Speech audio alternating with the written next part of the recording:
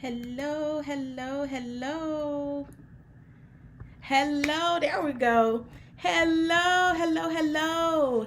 How are you on today? Hello, Miss Gail over on Instagram. How are you? If you are joining us on Facebook, please let us know that you are joining us. Hit the share button. Tell me who you are. Tell me where you're joining from. I'm so excited to be back. I feel like it's been a while.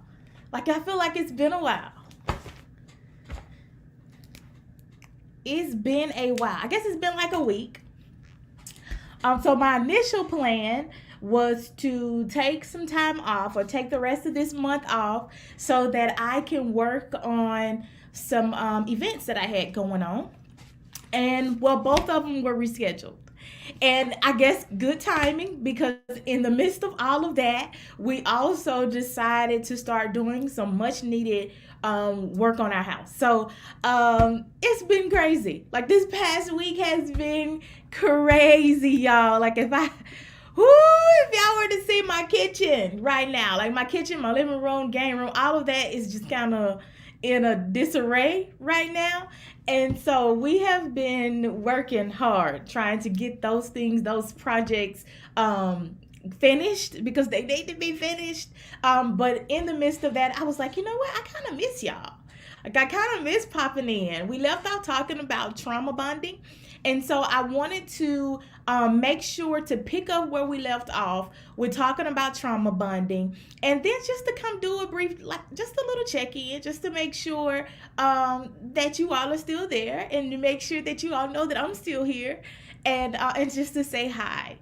So how are you? Check in. Put it in the comments below. How are you? How have you been? Have you had the opportunity to go back and watch some of the replays from when we were talking about trauma bonding? I hope you have, because a lot of what we're talking about today is going to directly be correlated to what we left off talking about.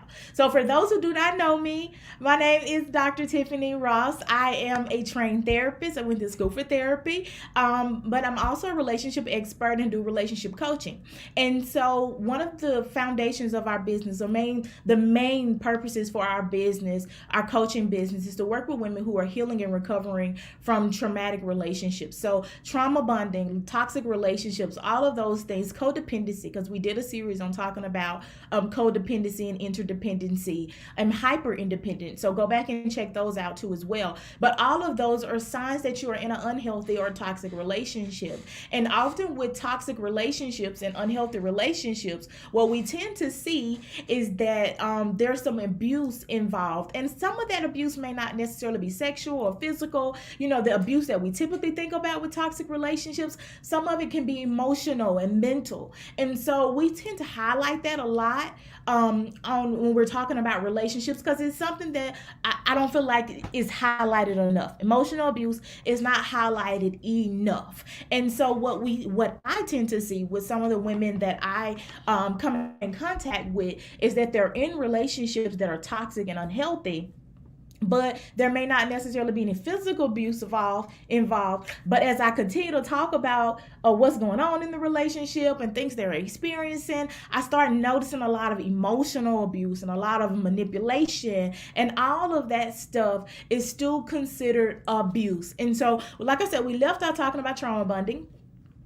And if you do not know what trauma bonding is, I will give you a brief synopsis of what I feel like trauma bonding is and what I've seen defined. And that's that it occurs when a person is involved in a toxic or abusive relationship and they form a strong toxic bond and they often idealize the person that is abusing them. So it is an emotional connection with an abuser, and is oftentimes it's an unconscious way of coping with trauma or abuse. So we gave some definitions, some more definitions of what trauma bonding is in the first video that we did. So this video will talk about the 7 stages of trauma bonding. How do you know that you are in a relationship and there is a trauma bond? So we'll start off with stage 1,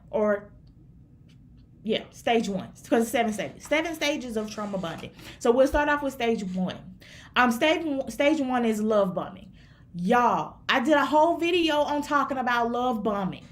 Love bombing is when you meet a person, and oftentimes that relationship starts off, that person is the perfect person. They're the perfect gentleman, that you couldn't have met a better person. This person does everything that you want.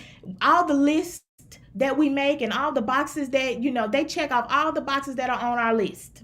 Like, this person is perfect. They flatter you. They show you excessive love and appreciation. And the whole purpose behind it is to gain your affection. Because once they gain your affection, they also gain your trust. And so what we see with love bombing sometimes is that these people may shower you, or the partner may shower you with gifts.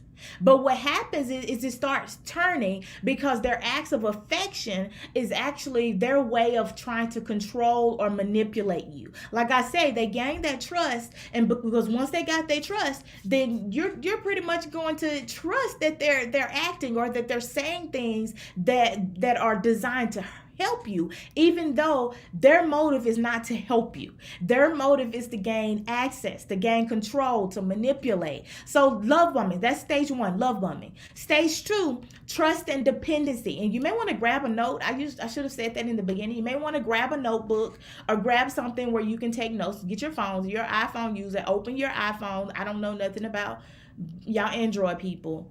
I'm sorry, I can't tell you what to open on the Android. But if you're an Apple user, you can open up your notes and go ahead on and type right directly into your notes. And if you have more than one Apple product, it should go across all of your products.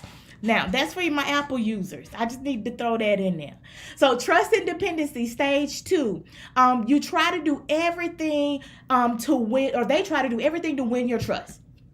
And I said that in the last one. They try to make you depend on them heavily for love and validation. So oftentimes with trust and dependency, what we'll see is that this person wants to be your go-to person. It's like, why you need friends? You don't really need friends. You can. I'm here for you. Whatever you need. If you want to need somebody to talk to, you don't need to talk to so and so. Here I am. You can just talk to me. So and they may even say stuff like, hey, you don't need to work. I got you. Like, I'll take care of you. You don't have to depend on anyone else to take care of you. But their whole goal, remember, the whole goal behind this is to manipulate and to gain your trust in order to gain access to you and to separate you, oftentimes to separate you from other people. So they try to do everything to win your trust and to make you depend on them heavily for love and validation.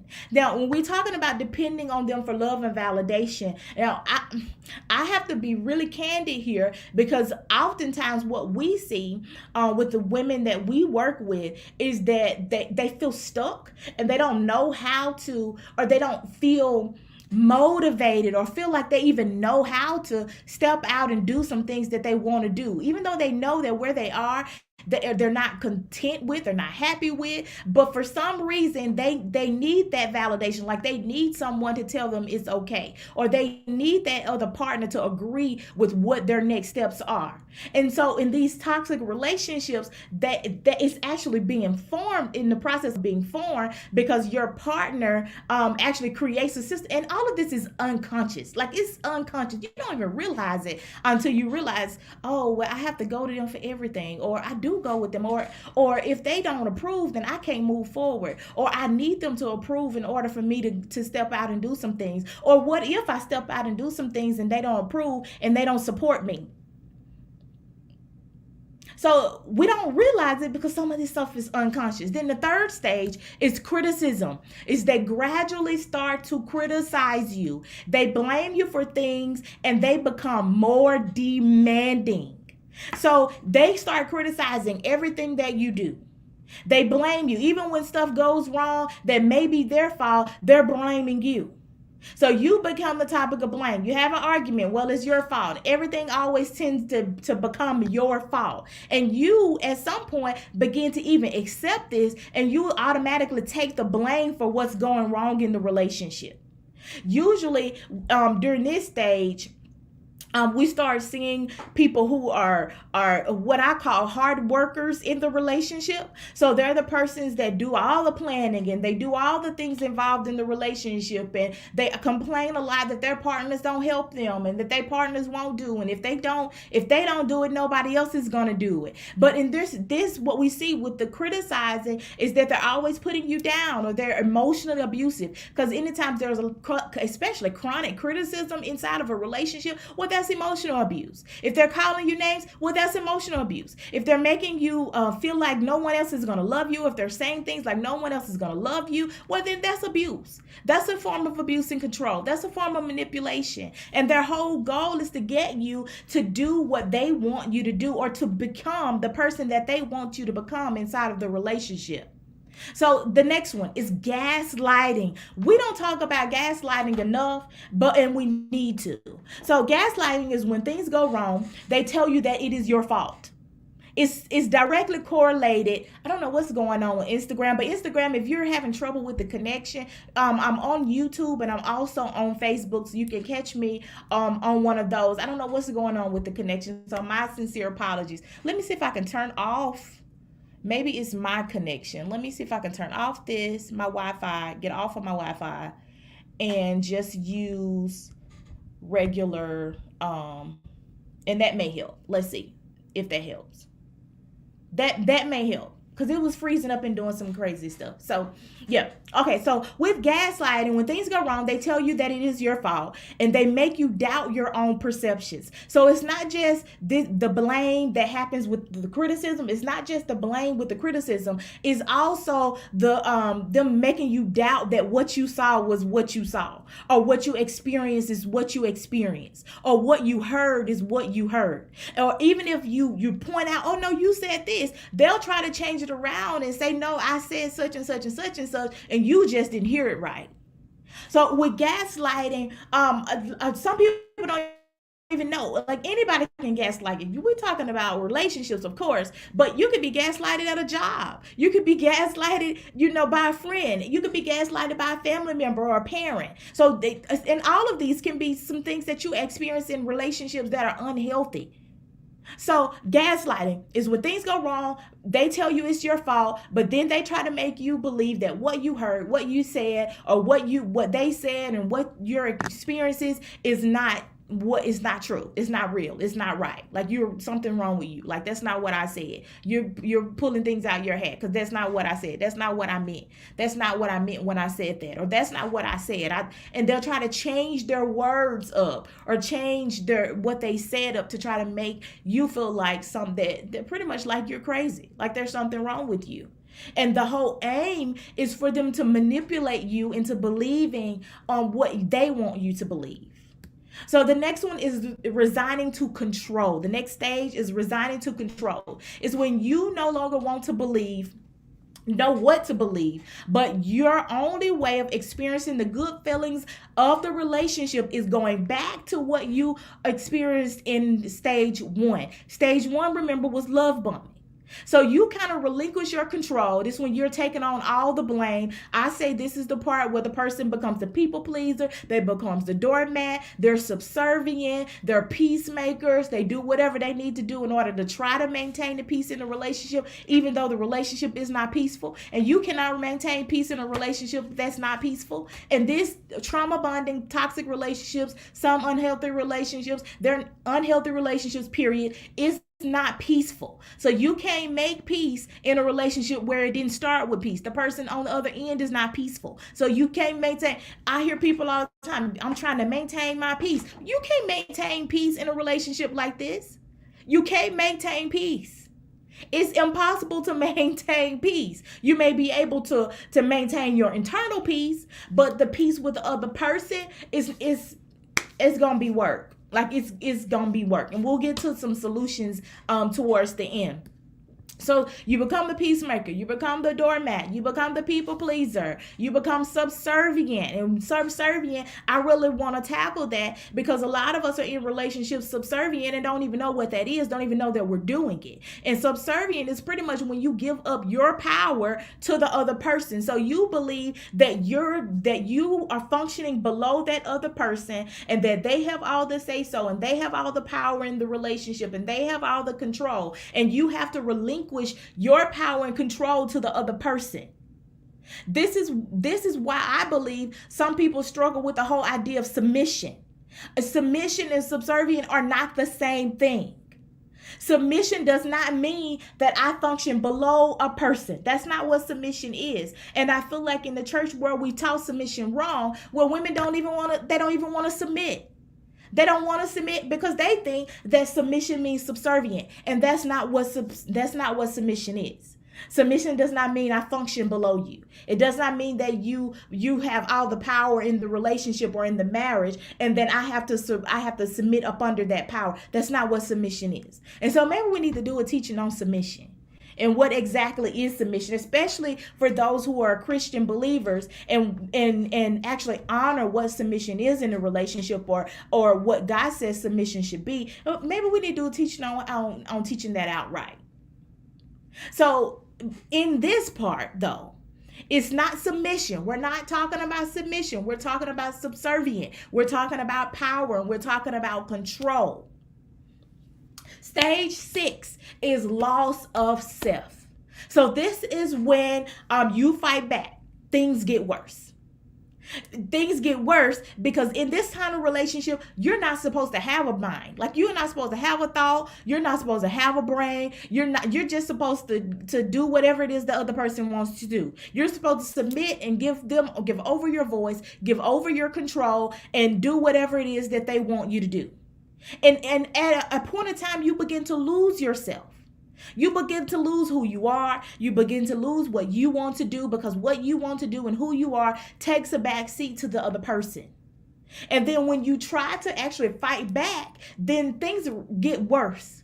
Like, they up the ante a little bit. And then you learn that when I voice my opinion don't matter. Or when what I want and what I need don't matter inside this relationship. What I want and who I am is only validated if that person agrees to it. So you settle for anything you have, or anything, and you settle for anything inside of the relationship for the sake of peace. And remember what I said about peace in this relationship. Peace cannot be obtained. Like, peace can. Okay. Let me dial it back. You settle for anything for the sake of, I say, quote unquote, peace, or to make the fight stop, or to make them stop hounding you, or to make them back off. And then you start to lose your confidence. You lose your confidence in who you are. You lose your confidence in decision making. You may begin to lose your confidence as a parent. You may begin to lose your confidence in being a career person. Like, you just start to lose, your confidence starts dwindling away. And then the last stage is full-blown addiction. And you're like, what? Addiction? Love bombing? Trauma bombing? All this is addiction? Absolutely. You can be addicted to a person.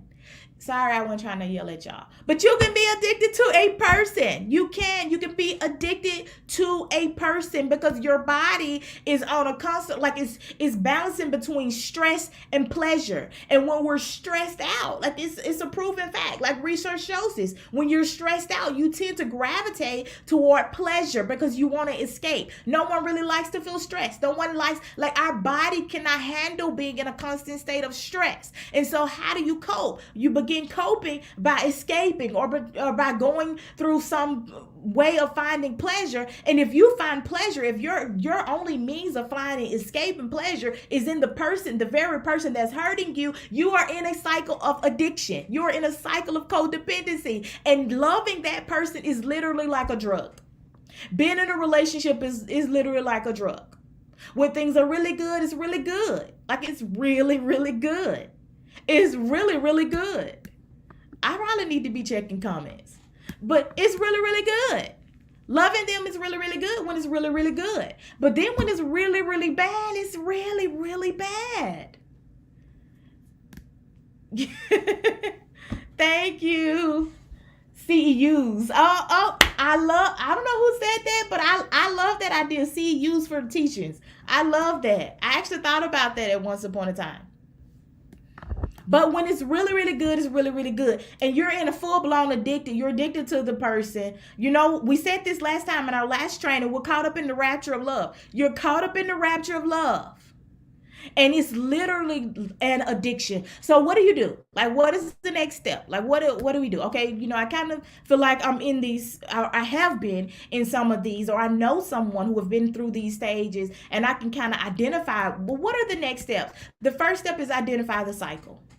I just told you, you're in a cycle. We already know two parts is going to be extremely good, and we know the other part is going to be extremely bad. Well, what are the parts that happen in the middle of that? Like, how do we get to extremely good, and then how do we get to extremely bad? So this part requires some actual soul digging that people don't want to do. But awareness will always be the key to change. And it's also the key to documentation. Why do you want to document? Why do you need to document what's going on in the relationship? Because it's abuse. And sometimes people don't know that things are really bad until they can see it in front of their faces. And documentation, because I am a trained therapist, documentation helps when you go to court. Or documentation helps when you have to call the police out. So awareness for you but documentation is for your safety. Then the next step is allow yourself space to feel the emotions that you've been avoiding to feel because you've been passing over those emotions for the sake of how somebody else is feel.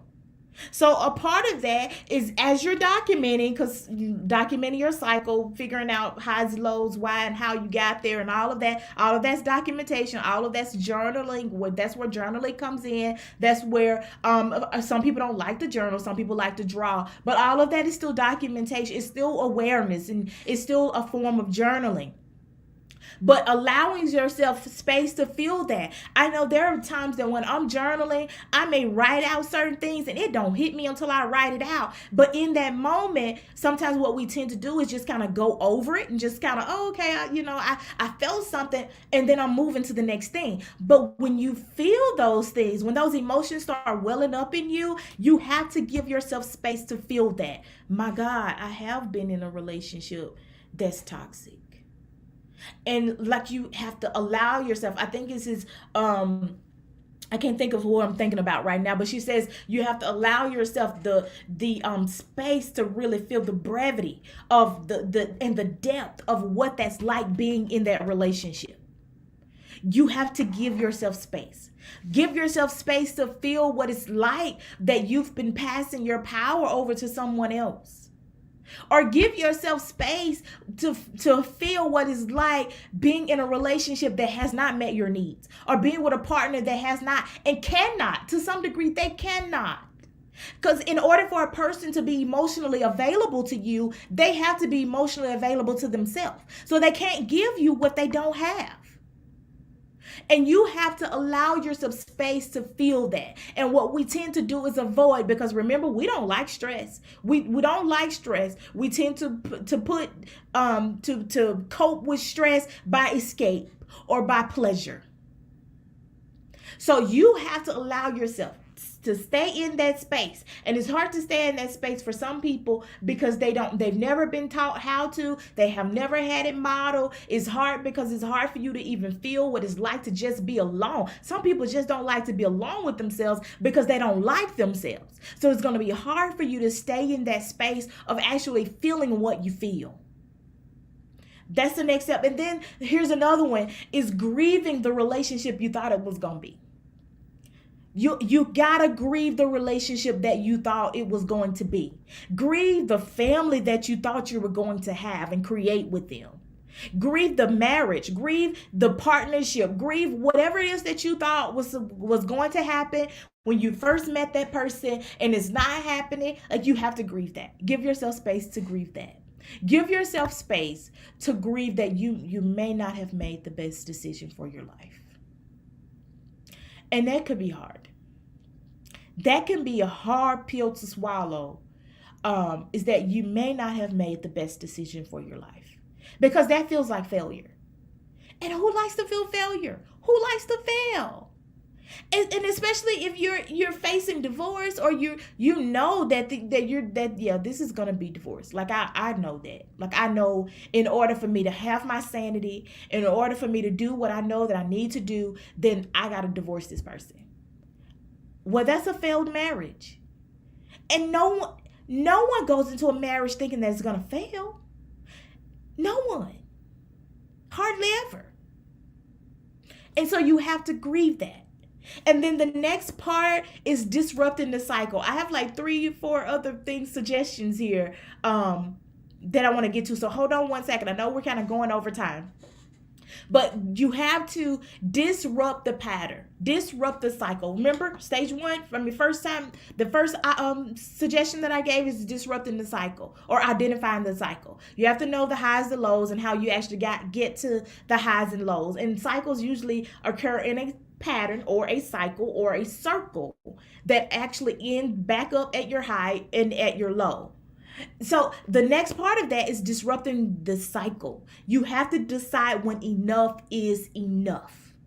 And in therapy, what we tend to do is, like, we ask our clients to decide where their enough is.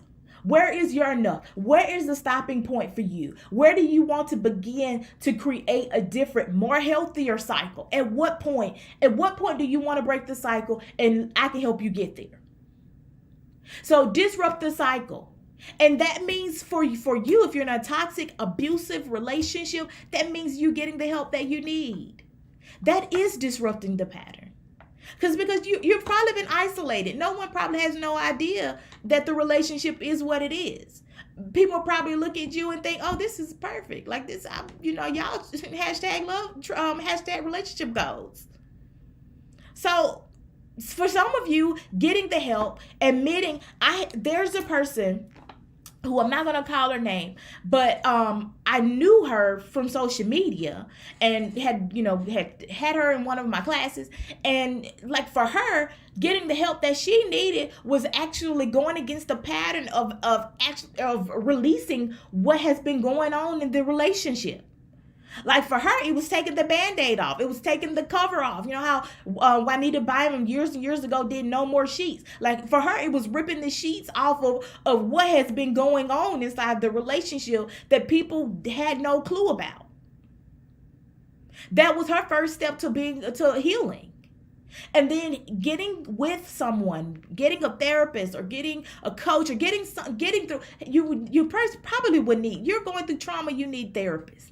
Get with someone that's going to help you begin starting your healing journey. And if abuse is present, then that's going to look like you safety planning. What is safety planning? Safety planning is you figuring out how I can get out of this safely. So I've had a client who, and I was thinking about this particular client when I was preparing, who reached out to me and was like, I am in a toxic relationship, a marriage. She was married, had been married for some years, and her spouse had repeatedly cheated on her, and she was trying to figure out, well, how can I make this better? And well, how can I do this? And in typical fashion, what we tend to do, especially in toxic relationships, unhealthy relationships, is women tend to be the problem solvers. Like, I'm just trying to figure out how to fix it. I'm trying to figure out what I can do to make it better. And I want to know how, well, when you reach out to help, the help should be the person that disrupt the pattern. I'm not going to tell you what you can do to make it better, because I can tell you what to do to make you better. And in this sense, because there's physical abuse that's present inside the relationship, then you have to decide when you want to leave. I'm not in good conscience gonna say you need to stay somewhere where there's abuse. I'm not gonna do that. I'm not gonna do that. No therapist should do that. No counselor should do that. No mental health professional, no medical professional should tell you to stay somewhere. No religious professional, no one should tell you. Spiritual, I think is probably the better term. Spiritual person, no one should tell you should stay where there's abuse. No one. They shouldn't. It's a liability. They shouldn't. They should not be telling you that. So my thing is, okay, I told her, I'm going to send you some information. I sent her information about the domestic abuse shelters in the area. I sent her information about the domestic abuse hotline. I actually keep those posted up under my comments for those who are looking at me on Facebook. Domestic abuse hotline. If you're on Instagram looking at me, if you're watching a replay on YouTube, or if you're looking at YouTube, then those resources are available on my website. They're listed there. That's where I sent her. And then I said, I'm going to draft up a sample safety plan with you. I'm more than happy to sit back with you so we can go through a safety plan. What are you going to do when things start escalating? Who's the person you're going to call? Where are you going to put your getaway stuff? Like, are you going to already have your bags packed? Where are they going to be? Who's the person that you can call, that you can rely on, that's not going to tell you like Tina Turner mama did and told Ike where she was at? Like, who is going to be your person that you can trust, that's going to be your safety? Who? What are you going to do with your children? How are you going to get them out of their safety? Are you going to have some money? Where are you going to go? Like, those are safety planning things that you do in preparation to leaving. But then there are some situations your safety plan need to be, I'm putting my keys right here, I'm grabbing my kids and I'm getting out. Like, immediately. I might leave with nothing. I may have to leave with nothing. And you have to decide in that moment which is best. It's your sanity, your life, or being in turmoil.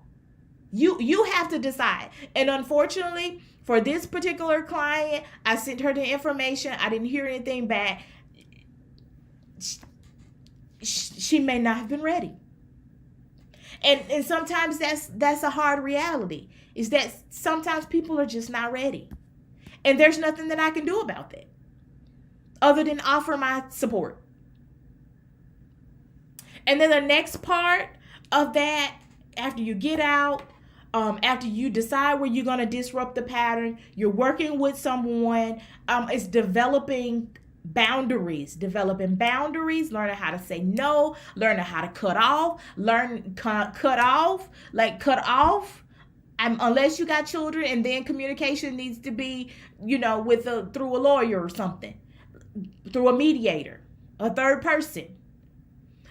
Developing coping skills, learning how to deal with your emotions because you may not know how. Learning assertive training. Assertive training is teaching you how to regain power, your control of your voice and your power, and learning how to speak to other people and stand up for yourself. Because believe it or not, some people don't know how to do that.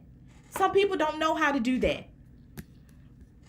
So I will take questions for anyone who may have questions. I know I went through that. It was a lot. Like, I'm sorry, I told y'all I've been missing y'all. And I wanted to make sure to come back and go through what the 7 stages of trauma bonding, because it would close out what we left off talking about, which was trauma bonding. We started off talking about trauma bonding, and I said, I wrote it down. I made sure to make a note. I said, when we go back, we're going to talk about the 7 stages of trauma bonding, because I wanted to close out that teaching. So for those of you, if you have questions, you can definitely put them in the chat, but I know a lot of the questions are private. So people do message me, and that's completely fine. It's completely fine for you to message me. I do offer a free discovery call for those who watch me, and I have people that catch the replay and be like, oh, I saw your replay on YouTube, or I Googled you and your name popped up, and I just have a question on this. And we do, like, I allow them that 15 minutes, the first 15 minutes of our discovery call is me listening, strictly listening to what you say. I may ask some clarifying questions just so I make sure that I'm hearing you correctly. And then the last part of the 30 minutes is me giving you suggestions. It's me giving you what I feel like would be the best option. And if I'm not the person to work with you, then I'm not the person to work with you. And I'm completely okay with that. I'm not selfish at all, because my goal is for you to leave me with a plan of how to get better, of how to heal, of how to move forward in where you are. So I offer those free discovery calls. You should be able to see the link directly below in the comments or in the description. For those who are on YouTube. If not, if you don't find them, then message me. I tend to always post them or have them posted somewhere. But if you see on my profile, you can go to my profile and just click that where it says schedule now. You can click directly from Facebook or directly from Instagram if you're on Instagram, or in the description box. But whatever you need to do in order to get your questions answered, do not. Oh, thank you. You know how to get in contact with me. Anyway, you either way you want to get to me, you know how. But do not leave without your questions answered and without a plan. I love you guys. My goal is to be back next week. We're going to try to finish getting this kitchen together. Y'all, if y'all saw my house right now, and Dr. Monica, I know you know what I'm talking about with the renovating stuff, because my goodness, it has been. So my plan is to be back on Monday doing our lives, and I think we talked about going into talking about some narcissistic stuff and gaslighting. I know we need to dive into talking about gaslighting because it happens so frequently. I'm really, really leery on diagnosing people with narcissism, but I think that what we are going to do is to talk about the difference between narcissism, the personality disorder, and actually having some of the behaviors, because those are two completely different things. And so y'all join me back on Monday. I'll update you. I'm just gonna update you. But as for now, I'll see you back Monday at 12:30 p.m. Central Standard Time Zone. I love y'all so much. Have a wonderful, wonderful day and a great weekend. Bye.